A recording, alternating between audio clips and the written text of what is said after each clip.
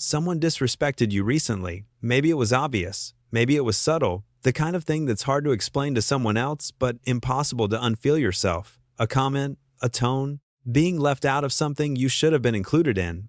Something that made you feel smaller than you were. And the worst part? You responded.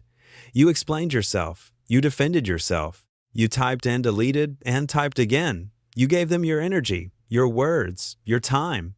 And hours later, you were still replaying it, still thinking of better things you could have said, still giving them your mental space long after they'd already moved on.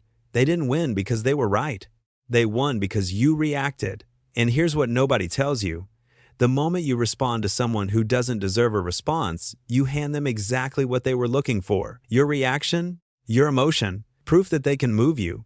This video is about taking that back. It's something deeper than that. It's a choice about where your attention goes and who gets to decide. Right now, other people are deciding. We're going to change that. Let's talk honestly about what happens every time you engage with something that didn't deserve your energy. The moment feels like power. It feels like standing up for yourself, like not letting someone get away with it. But track what comes after. The back and forth, the spiral, the 2 hours you spent mentally composing the perfect comeback, the way it sat in your body for the rest of the day, the version of events you replayed on loop while the other person was probably asleep. They spent 10 seconds writing a message. You spent 4 hours living inside it. This is the hidden cost of reactivity, and it's not just about one interaction. Every time you respond to something that didn't earn it, you are pulling yourself out of your own life and into someone else's drama. Every single response is a choice. And most of the time, without realizing it, you're choosing them over yourself. You cannot build something great and live inside other people's provocations at the same time. Pick one. The 2 types of silence. Know the difference or not? All silence is the same. And if you miss this distinction, everything else falls apart. The first kind is wounded silence. This is the silence of someone who has been hurt and wants the other person to know it. The withholding that says, without saying, look at how much I'm not saying. Notice my absence. Feel what you did. This silence is exhausting because it requires constant monitoring. Is it working? Did they notice? Have they said anything? You're not free from the situation at all. You're still completely inside it. You've just moved your seat.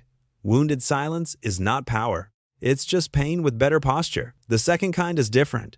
This is the silence of someone who has genuinely moved on.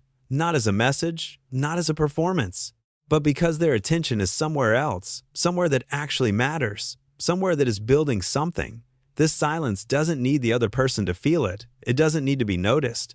It just is. The entire shift we're making today is from the first kind of silence to the second. Stop being silent at people. Start being silent for yourself. Heed truth about availability and what it signals. It's a fast reply. When you show up instantly. When you show up instantly every time someone calls.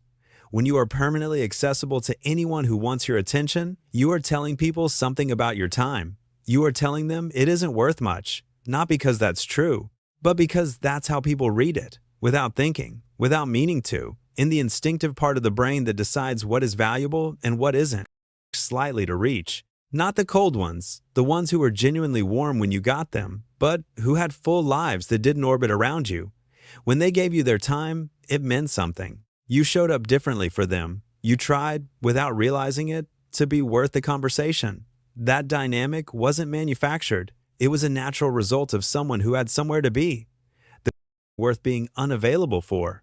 Why your reaction is exactly what they wanted every time someone provokes you, the passive-aggressive comment, the subtle dig, the message designed to make you feel less, there is something they are hoping for. Your reaction. Not because they consciously want to hurt you, but because why your reaction is exactly what they wanted. Reaction.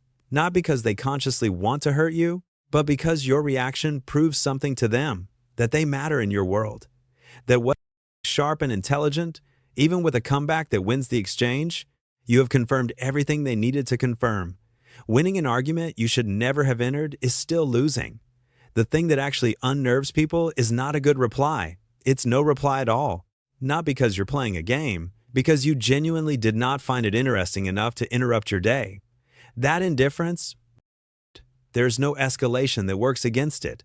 They expected a door. You didn't even have one installed. You cannot drag someone into a fight they have already walked away from. The real reason this is not about them. Here's where most people get this wrong. They start practicing silence as a strategy. They go quiet because they want to be seen as mysterious, because they want the other person to wonder.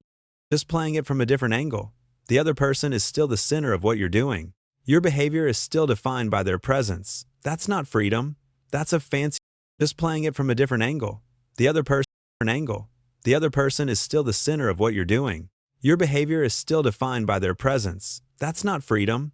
That's a fancier version of the same trap. The silence that actually changes your life isn't aimed at anyone. It isn't performed for anyone. It isn't designed to produce a specific effect in another person. It comes from one simple question that you start asking about everything. Not, will ignoring this make me look weak? Just the one honest question, is this worth what it will take from me? And most things, most provocations, most tests, most small dramas designed to pull you off course, the honest answer is no. When you start making decisions based on what you deserve instead of what they're demanding, everything shifts. When this actually becomes the way you operate, you stop carrying things that were never yours to carry. You stop replaying conversations that ended days ago. You stop waking up in the middle of the night composing the perfect response to something that won't matter in 6 months. You get your mind back. All of it. And what fills that space is something most people spend years trying to find: actual clarity. The ability to hear yourself think. Reactions running in the background. The people who genuinely care about you will not be threatened by this version of you. They will feel how present you actually are when you are with them, because you are not divided anymore. The people who are only there for your reaction, for the confirmation that they could move you, that they held some power in your world, those people will gradually fall away. Let them. That's not a loss. The world is designed to steal it. Through notifications, through provocations,